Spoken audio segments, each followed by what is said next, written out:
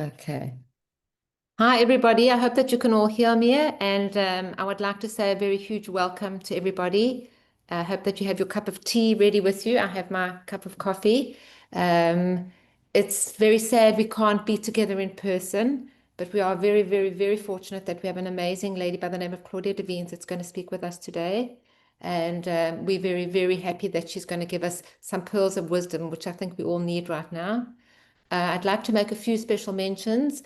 We have a lot of coffee clubs that are involved in this project today. I'd like to give a shout out to our Renana group, our Jerusalem group, our Rishon group, our Netanya, Pardes Hana, Haifa, Modi'in, and Beersheba.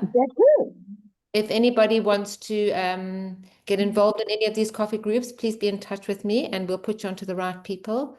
We also have ladies who've come and joined us from our Soul Sisters group in Tel Aviv, Renana, Netanya, and Talmond.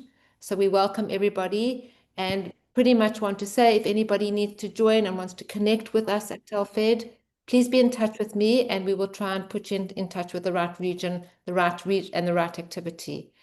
It's now my great pleasure to hand over to Debbie Dash, who is Telfed's Vice Chairman, and she would just like to give a few words of welcome to everybody here today. Hi, everybody. It's really wonderful to see so many of you. I see we have currently 84 people on the Zoom, and I suspect that others will participate. First of all, Mesh Isaacson, Telfed's chairman, he sends his warm greetings to all of you.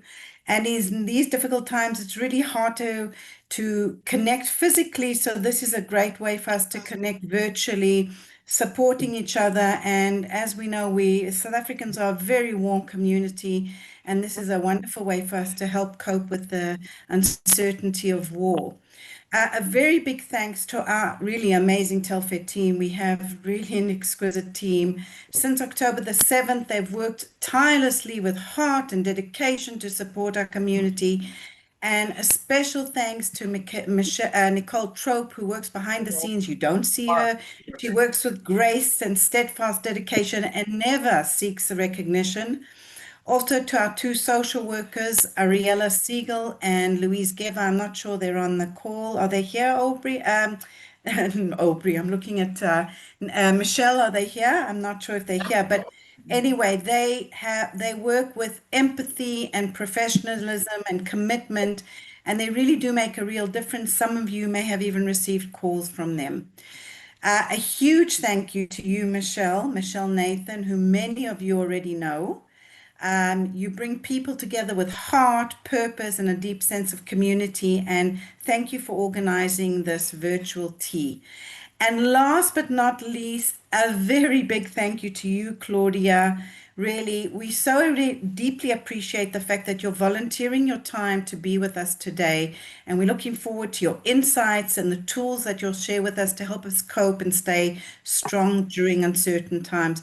So, ladies, grab your tea, your coffee. Here's mine. And Claudia, actually, I'm going to pass it to Michelle first before I pass it over to Claudia. Thank you. Thanks so much. Thank you, Debbie.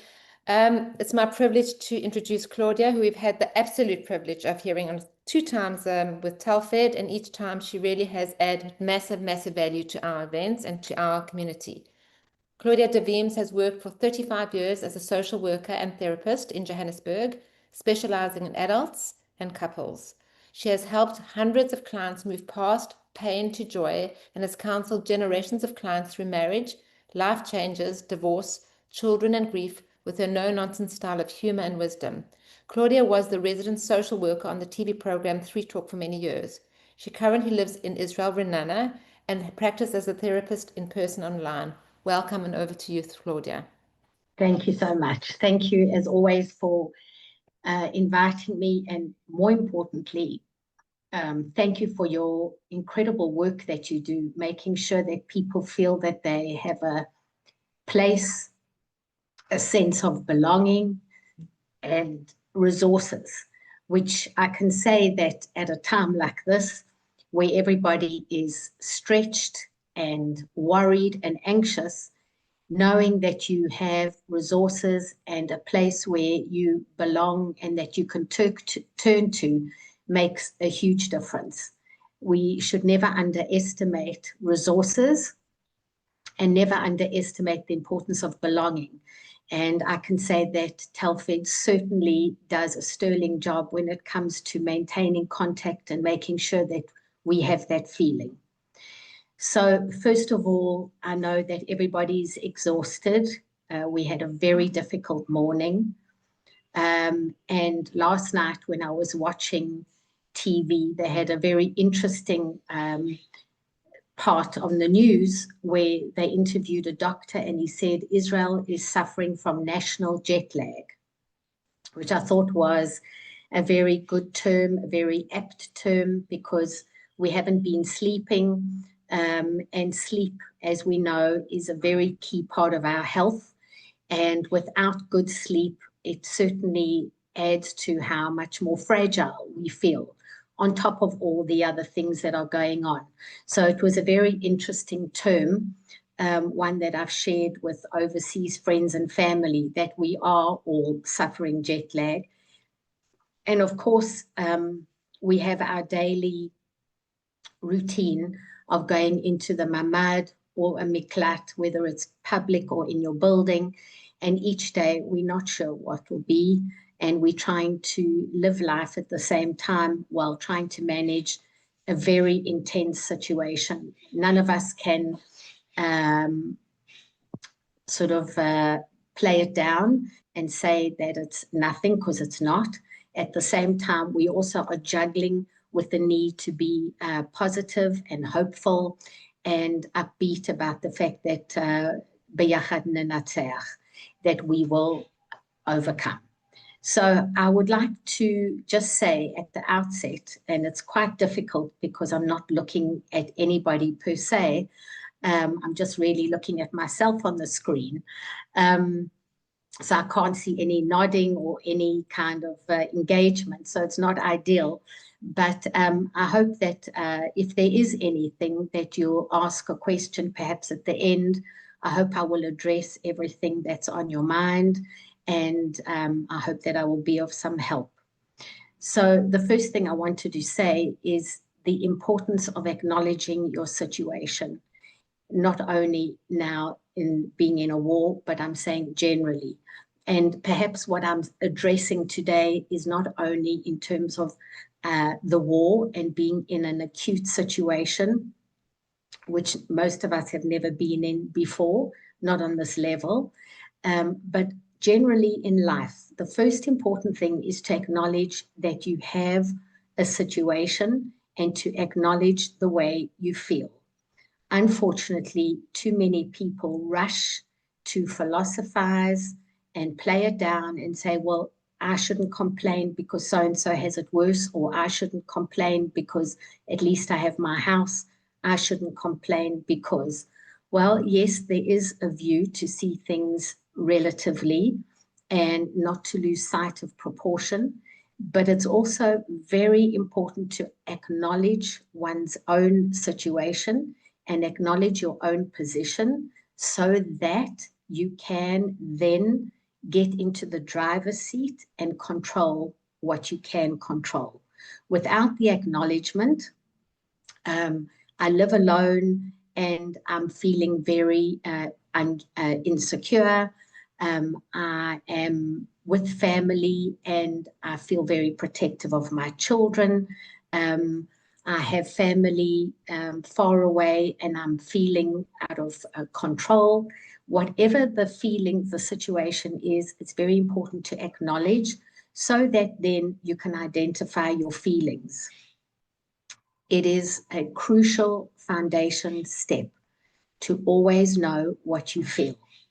And we're not talking about a situation where you are in an acute moment where you have to deal with a crisis and your adrenaline is pumping and you just need to climb over a wall or open a door or save someone or do something.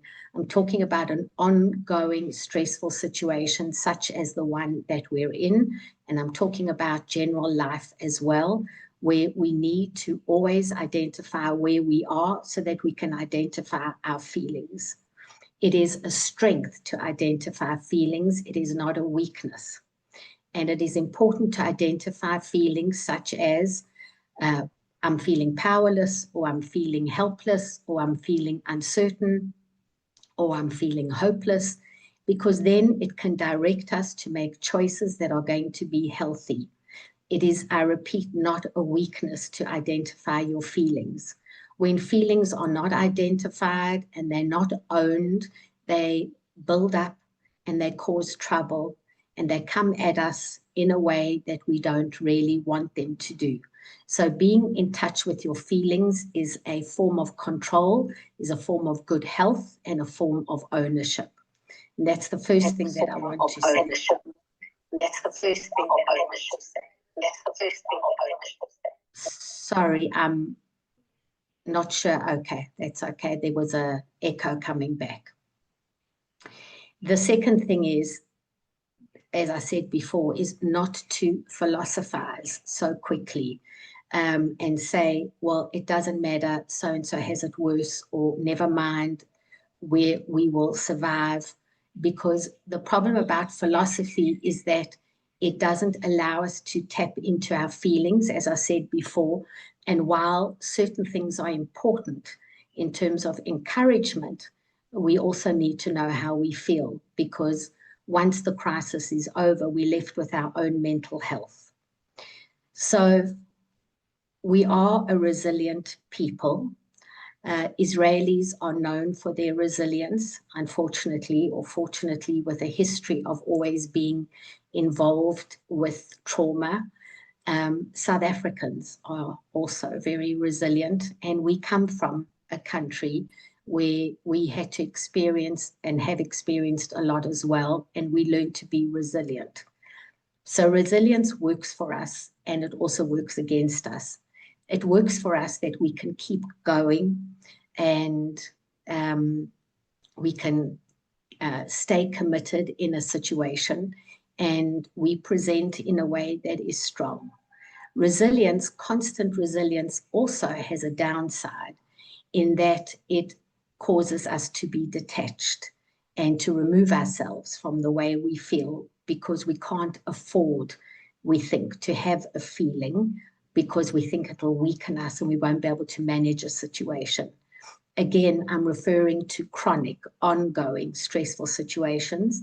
I'm not referring to a one-off situation where you do need to detach and not have your feelings as a priority because you need action.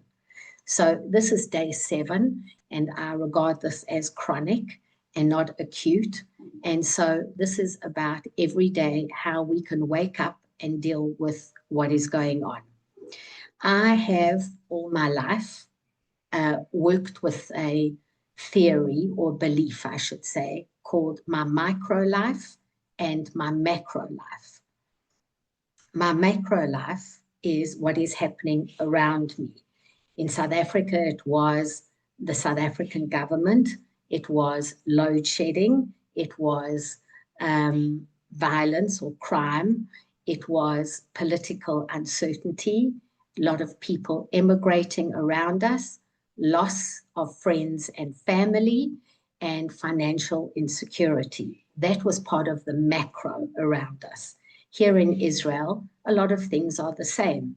We have uncertainty, we have unfriendly neighbors, we have ongoing threat of war. In the middle now, we're in the midst of a war. We're not sure how it's going to end. And that is all the macro. Micro is my world. Micro is your world, Michelle's world, and Debbie's world, and Ada's world, and Robin's world. Micro is your own world. And for me, what I found all through my life, the key was that if I could maintain control and have a reasonably healthy view of my micro life, it would always help me manage the macro. In other words, what helps us manage the things around us that we can't control? We can't control the government, we can't control the weather, we can't control other countries' responses to us, but we can control things in our own life. And for me, if there is always the balance where 60 to 70% of my efforts are poured into my micro life, I will always manage my macro, because it's like creating in a car when you have shock absorbers, when you go over bumps or you go over, if you're a South African, potholes, your car doesn't fall apart because it's got very good shock absorbers. Now, what are our shock absorbers as human beings? We have to create them. And what are our shock absorbers? First of all, it's everything that we can create in our micro life. In my micro life in South Africa for 30 years, my micro life was that I was married to a disabled person. Stephen was in a wheelchair. He had MS, and I was the breadwinner and brought up our two children. And Stephen declined over the 30 years, and we only got a carer in the last 10 years of his life. And my micro world was to make sure that my home, my children, my husband, my staff, and my clients was my focus. And because I managed that, the macro world was more digestible, more tolerable. And that is also what I call taking ownership. Another word is being responsible. Another word is being an adult. Another word is being conscious or mindful about what you can control versus what you can't control. It is a very human way, unfortunately, to focus on things we can't control, like worrying a lot and staying up all night. I used to have a lot of mothers used to say to me, I'm a good mom because I lay awake at night worrying that my son would get home from a party. And I said, well, that's called worrying. A good mom actually will make sure that he knows that he should call and not drive drunk, that he has resources, and that he will call you if there's a problem and let you know that he's home. But lying awake all night worrying isn't really going to change anything. And I think that it's often quite an error that we think that worrying about something is taking control of it, where it's not. So how do we deal with our micro life? First of all, routine. And if we read up on if any of you have got the Jewish Report today from South Africa online, there is a very good article. And as I won't presume that everybody has it, I will read some of the things from this article, which is how to cope with trauma during war. But first of all, even when it's not a war, why is routine so important? And I'm sure most of you by now even have a routine in terms of making sure that you've got certain things in the mamad or a bag packed or in the miklat, that you are dressed and you have shoes and you have important documents, and you have a routine of going down to the miklat or the mamad, making sure that people know where you are, that your phone is charged, and so on. Even that is a routine, and we are creatures of habit and we like routine, and most of us have routine.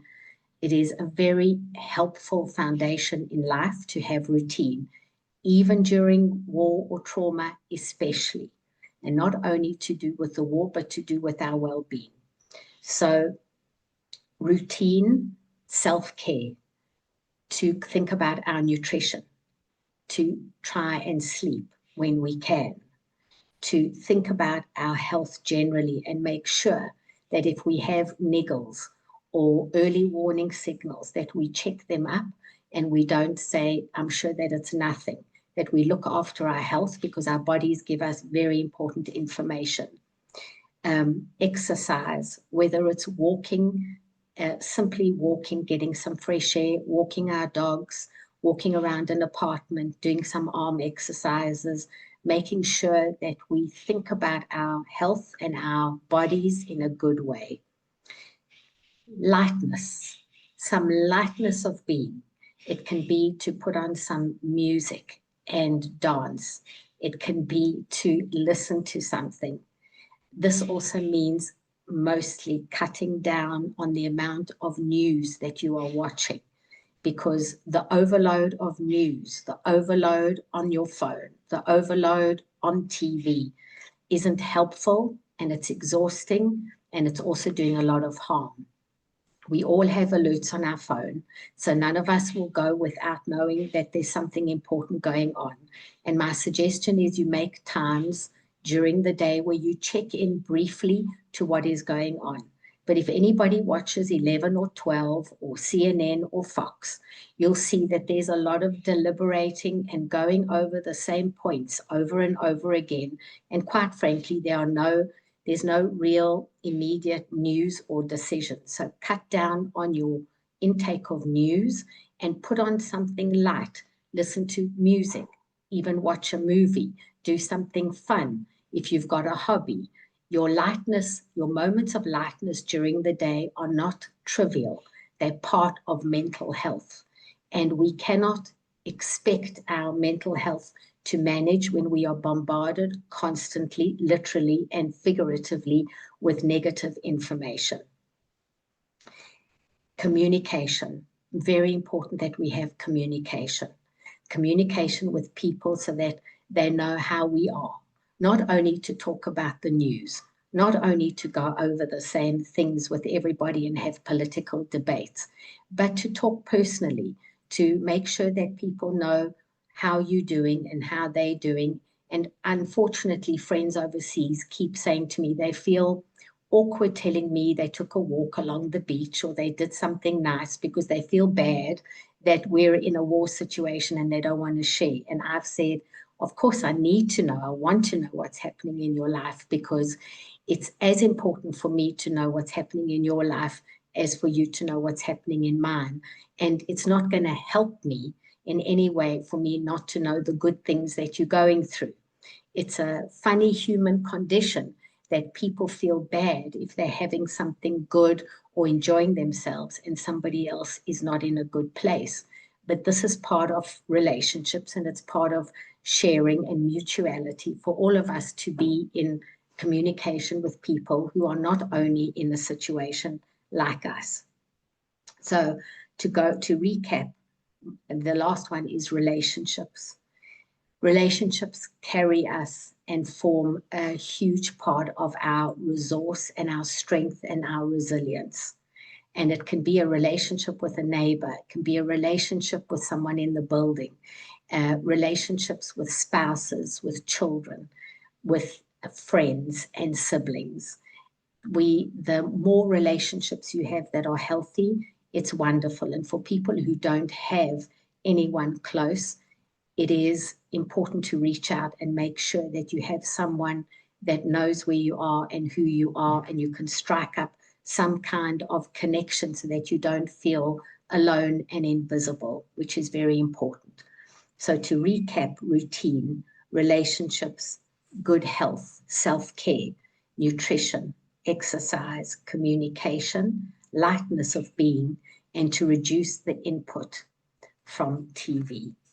And all of that actually guides us to a place of saying, I can't do anything about my macro world, but my micro world, in the driver's seat, taking care of myself, noticing signs of wear and tear.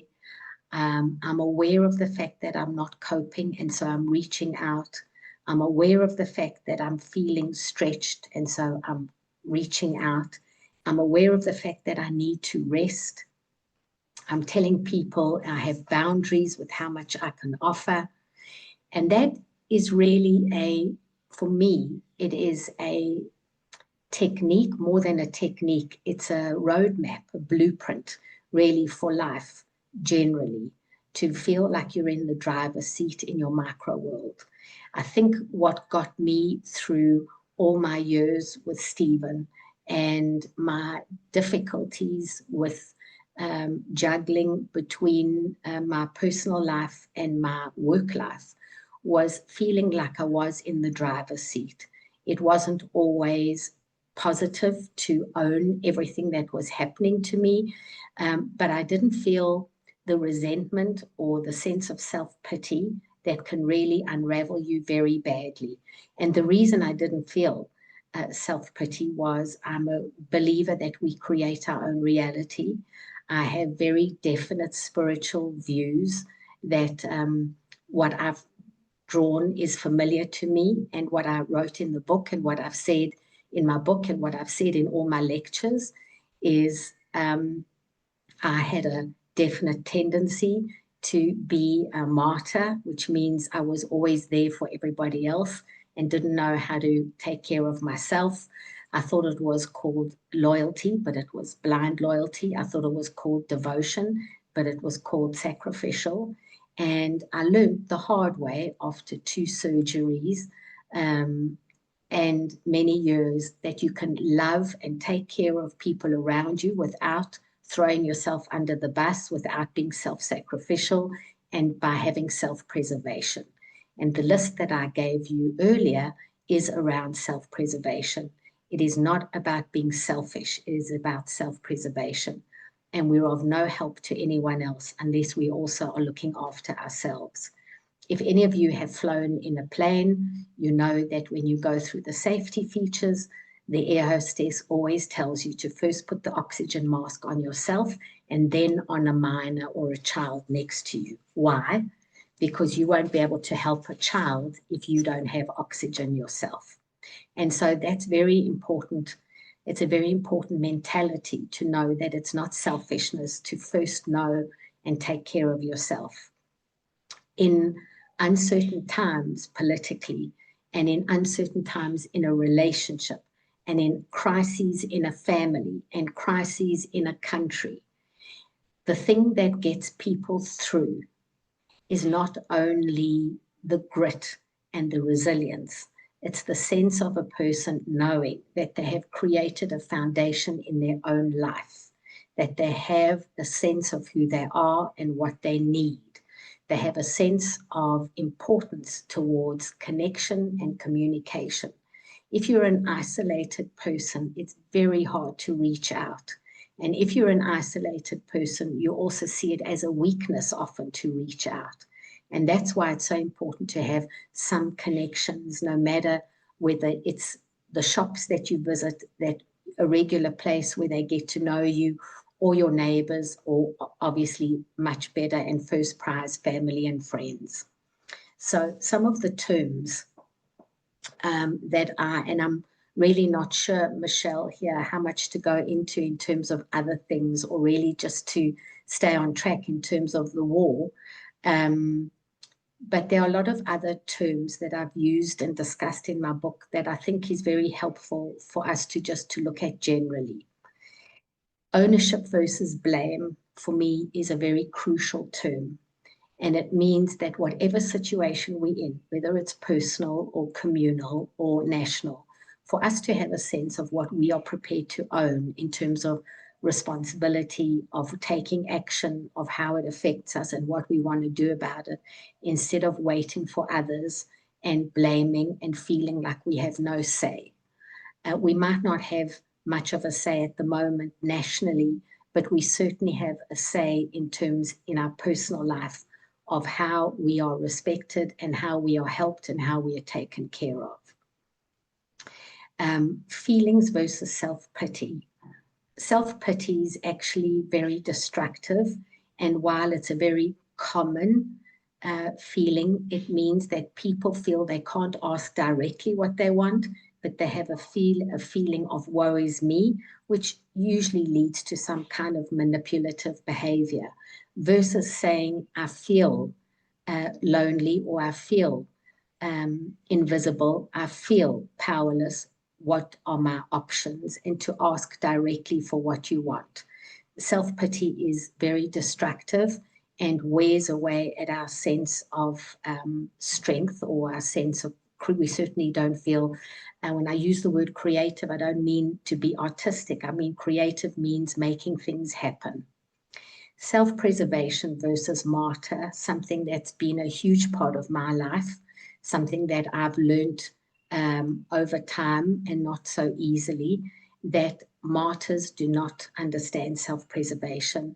They run and do and have no boundaries for how much they will do for others, but at the same time, they deny others knowing who they are and what they need. So it's a very one-way relationship of controlling others, but not having any allowance of people responding back to you.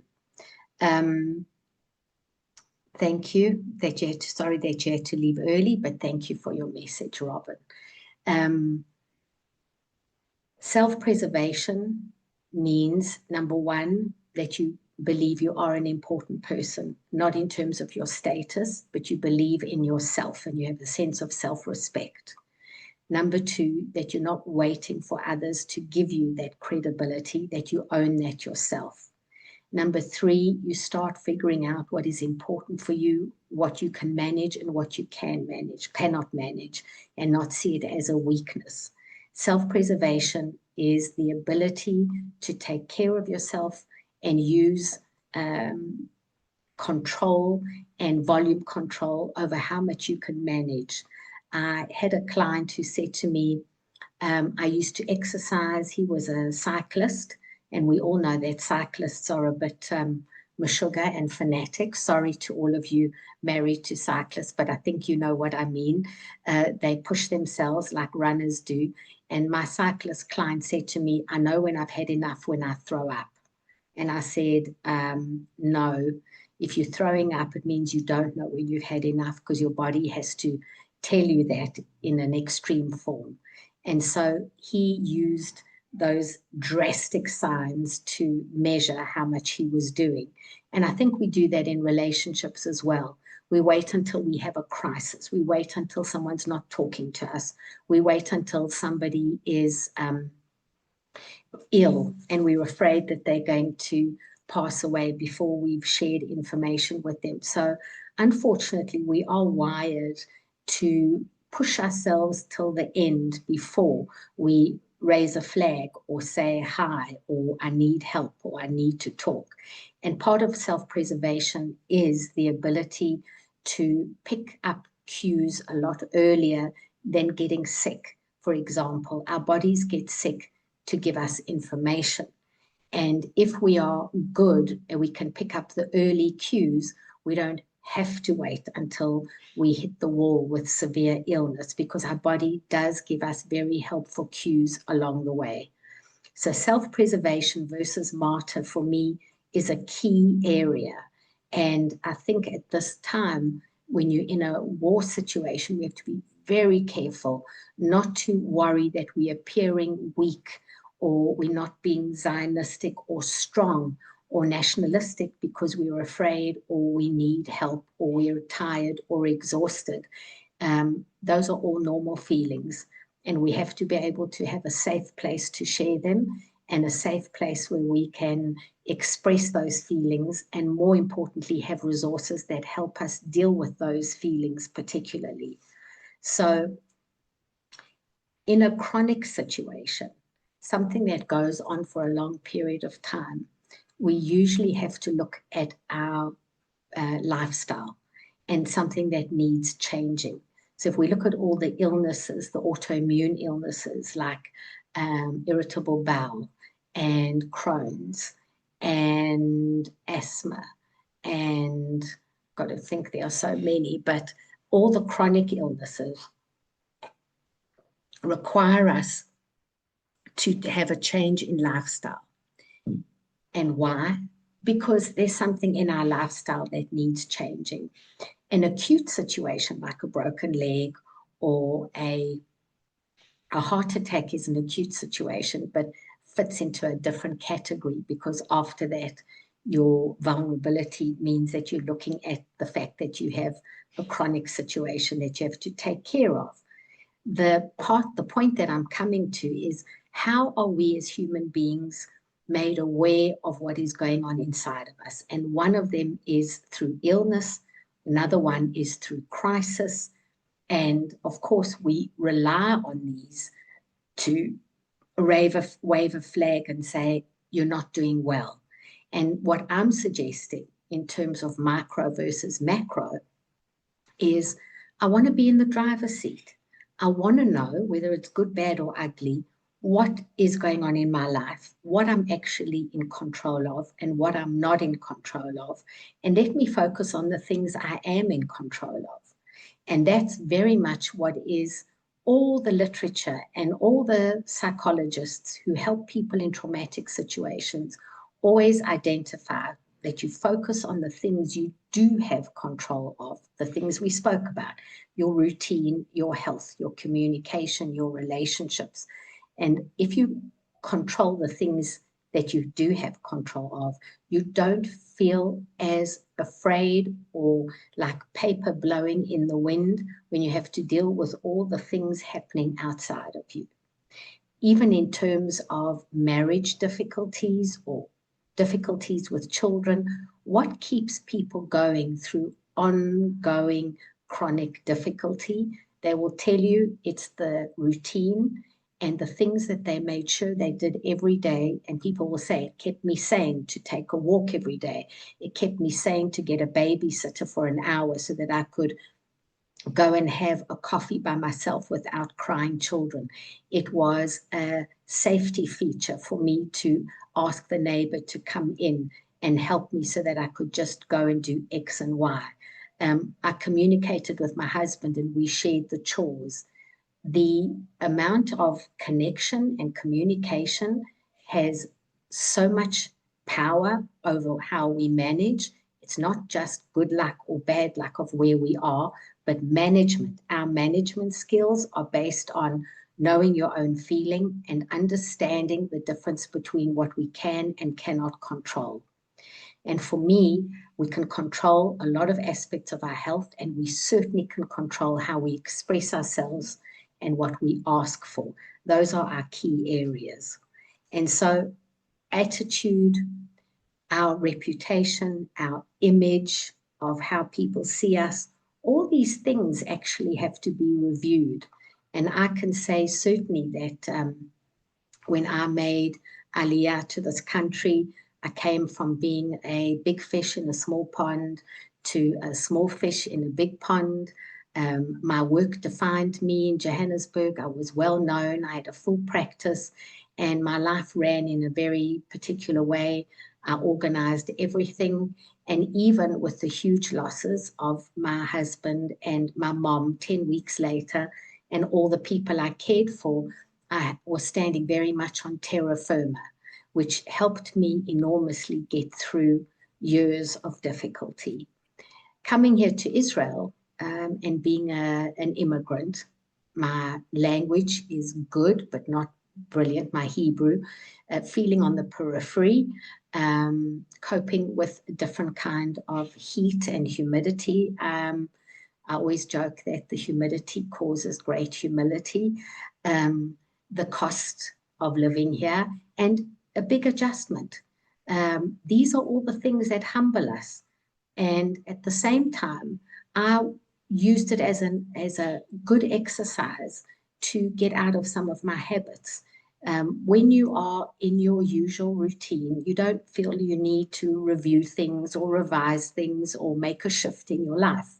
But when you're on the back foot, like with immigration, or when you're on the back foot, like in a war, or you're on the back foot because you've been retrenched or you've been diagnosed, it's always a good time to not only feel the downside of what is happening to me, but to say, okay, I've been moved out of the term everybody knows, my comfort zone.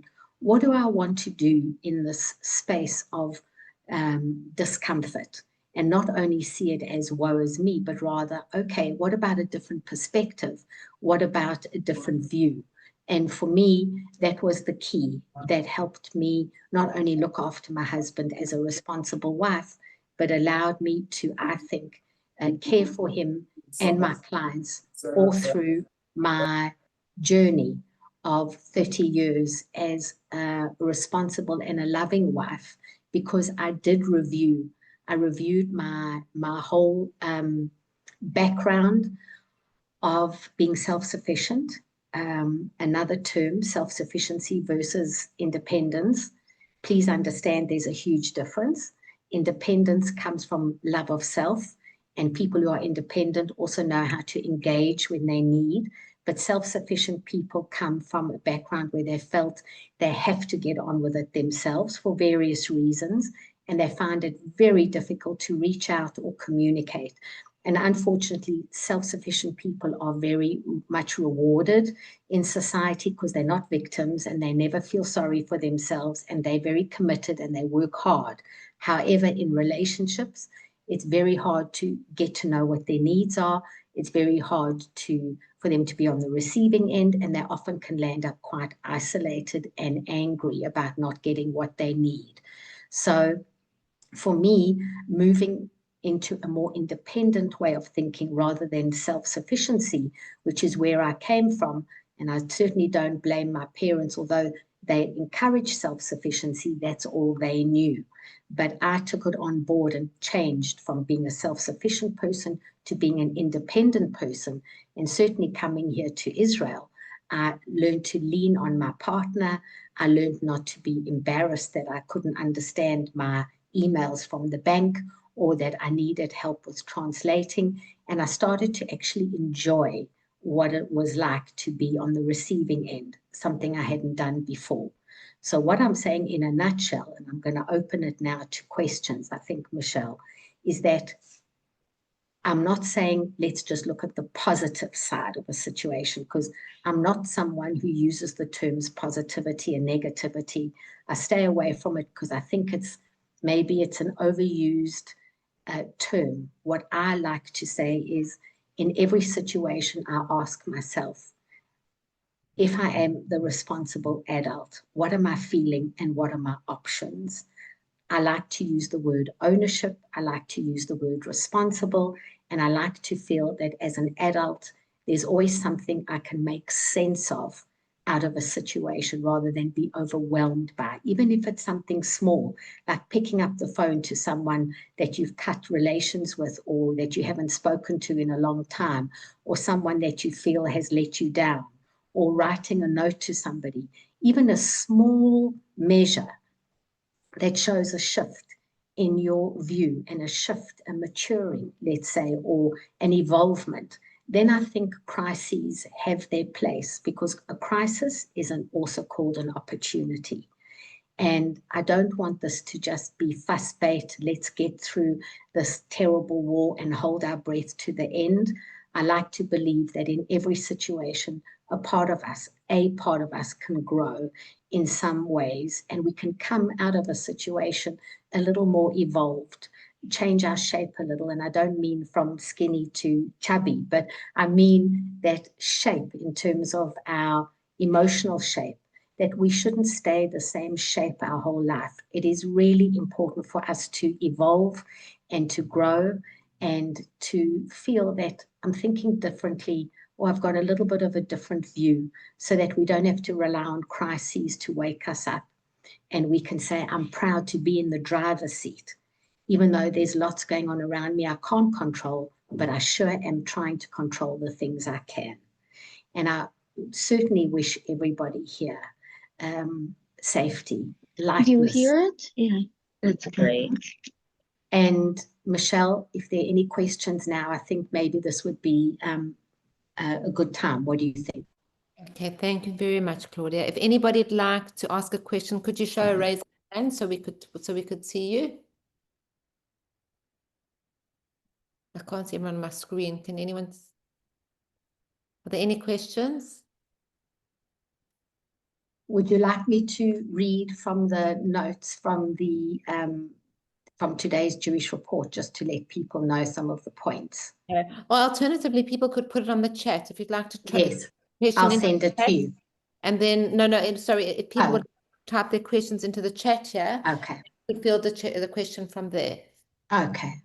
Where do we? Thank you. So I'm in Ranana, and Michelle, I don't know if you want to post my telephone number, which with pleasure, or my email address. I'm happy to have contact with you personally. Okay. Thank you. There's a question here, how to buy your book. Do you want to just speak a bit? Yeah. So as I said, now I'm happy for people to email me or telephone me. I don't know if you want me to give my details now.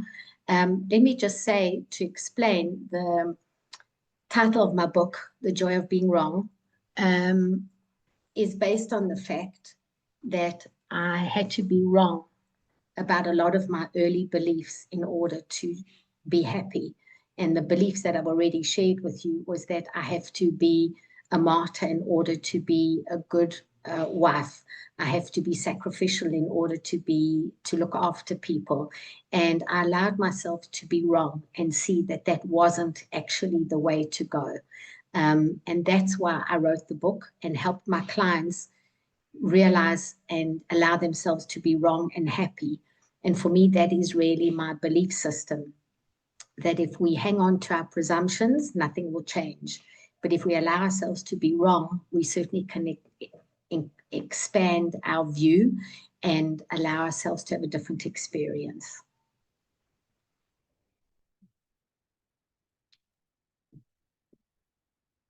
Can't hear you, Michelle. Are there any other questions that anybody has? Can't see a show of hands. Okay, if that's all there is, what we can do is, I see there is some friends live abroad and are draining Yes, more than yes. the war itself. Do you want to handle that Yes, one? that's a very, very good point. People have said to me, there's a fine line between people being caring and concerned about the situation, but having to answer endless messages and individual messages ongoing is very draining. And that's the truth. I have found that what I did was I found out from friends overseas who had their own direct feed, and a lot of them were actually getting a lot of the information themselves. So I didn't feel I had to update people, which was very helpful.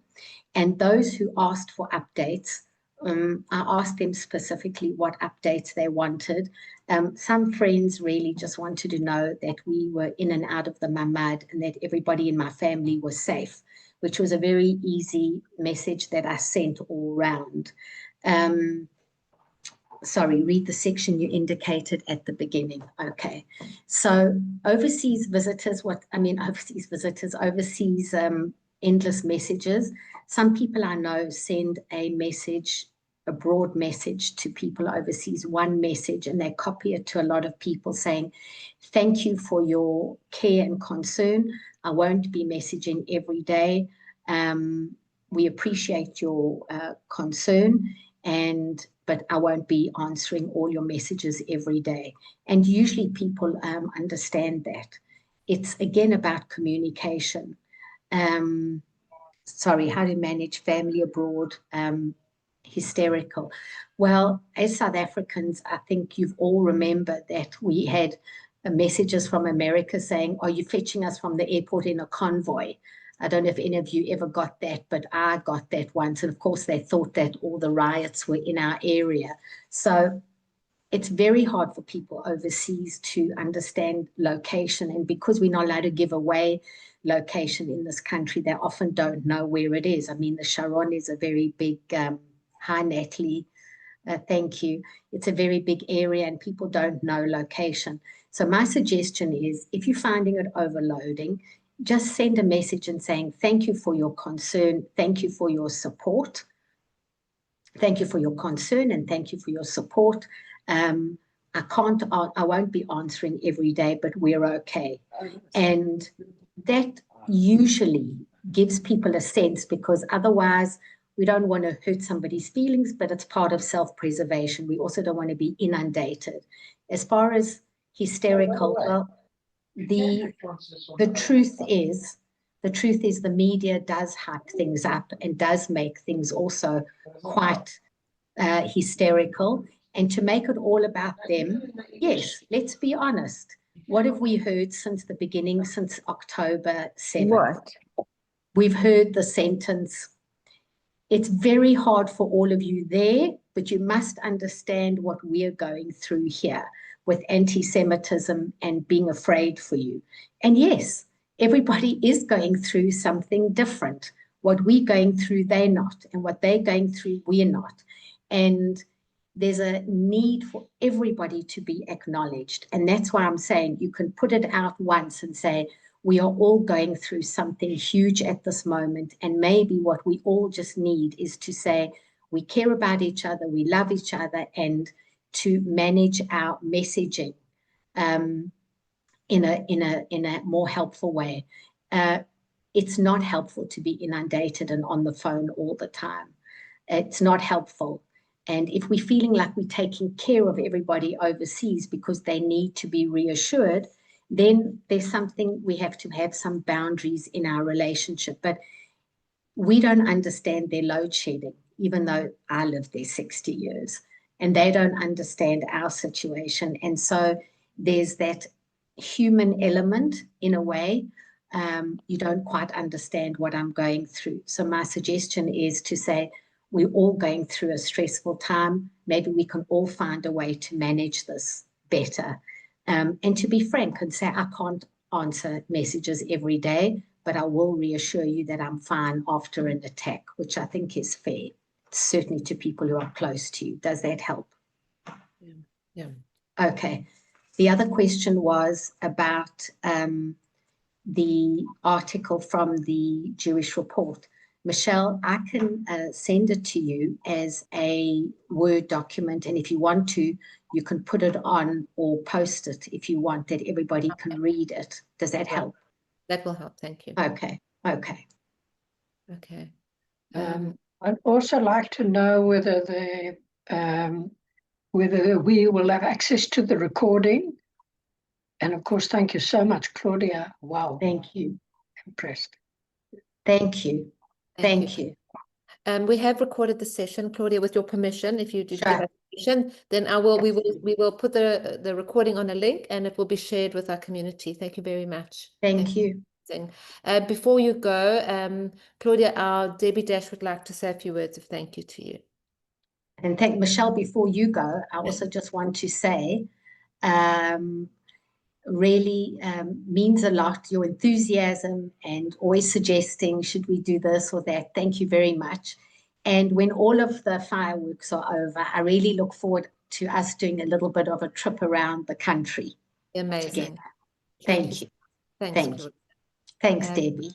Thank you. Debbie, are you? Claudia, thank you. This was really, really insightful and uplifting, and it's so important to know how to make sense of it in the situation in face of challenges and to identify our feelings, because as you were saying, a lot of people don't identify our feelings, and I think acknowledging our feelings and saying them out loud is very powerful. Absolutely. And also being mindful over what we can control and what we can't control. I think we're mostly women here, but we have a sense that we need to look after everybody and control everything. And so I really liked your analogy of the micro and macro, that there are things we just simply cannot control in our lives, and let that go. And another very important thing that you mentioned is that a crisis, look for the opportunities for growth and to evolve as a person in a crisis, in a situation of crisis. And some of the ways you mentioned we can actually get there is through routine and self-care and exercise and doing something that's pleasurable for ourselves. And this business of reducing the overload of news and social media. I mean, I know myself, I'm a little bit of a junkie. Yeah. But the importance of limiting it. Yes. And relationships, how very important that is. But I think that the self-preservation and boundaries for women is important, to be able to say, I'd love to help you right now, but I cannot. My plate is full. I just cannot do it. So you've provided us with really practical and meaningful tools that I think we can carry into our daily lives, especially during these difficult times. And thank you for your warmth and wisdom, and for thank you allowing us to be part of this. And in closing, I really pray for the safety and victory of our IDF soldiers and the security forces around the world. Listen, we're all the way in Iran. It could be between 1,500 kilometers and 2,000, depending where we are in Iran. And for the swift return of our hostages and the full recovery of our wounded. And thank you very much all for joining us today. Please keep safe. Listen to Pikuda Oref. Things are dynamic. Things are changing all the time. Stay connected and take care of yourselves and one another. And remember that Telfed, we're always here for you. And please don't hesitate to reach out to our social workers. I know Louise is over here on the Zoom. Perhaps, Louise, you can unmute yourself for a second and just And if you're still here, is Louise still here? And just so that people Still can here. see. Oh, great. So that people can see your face. I don't know if Ariella is here, but if she is, I'd love people to also see where are you? I can't see you. Ah, there you are. Louise, this is her Claudia. second time around. She used to be with Telfed years ago, and after October 7th, we brought her back. She's amazing. And as I said, I don't know if Ariella's here, but please reach out to our social workers. We're here to give you support. And Claudia, again, thank you very, very much for this amazing, what do we call it, Michelle? Virtual tea? Thank you, Thanks, Claudia. Michelle. Virtual tea. Yeah. Thank you. Okay, thank you, everybody. Be safe. Thank you very much. Yes, and thank you. Take care, everybody, and I'll send you the article, Michelle. Thank you. Thanks so Thank much. Can I just Okay. add one thought, if you don't mind? I learned in a lecture yesterday that every single thing that we do, positive for the IDF and for Israel, if it's saying Tehillim, if it's learning Torah, if it's taking somebody a cake, whatever we do, every positive deed helps. And it helps when you do it because you feel better about doing it. So I just wanted to share that. Thank you for raising that. Thank you. And I actually had it on my list and I didn't read it out, that I've put it under spiritual, that whatever it is, whether you read Psalms, whether you do a meditation, whether whatever you do, having a connection with your universe, with whatever, is something that is meaningful to you, doing a meditation or seeing something in your safe place in your mind, anything that is uplifting and reconnects you to the universe around you is also extremely important. It doesn't have to be religious. It can be spiritual, it can be mindful. But that also is a reminder that we belong. We're not alone in a small place. Great. Thank you. Okay. Thank you, everybody. Be Thank you. safe. Thank you. Okay. Thanks, Michelle. Thank you, Debbie. Okay. Bye. Thanks, Bye. everybody. Thanks, Michelle. Thank you. Bye, everybody. Keep safe.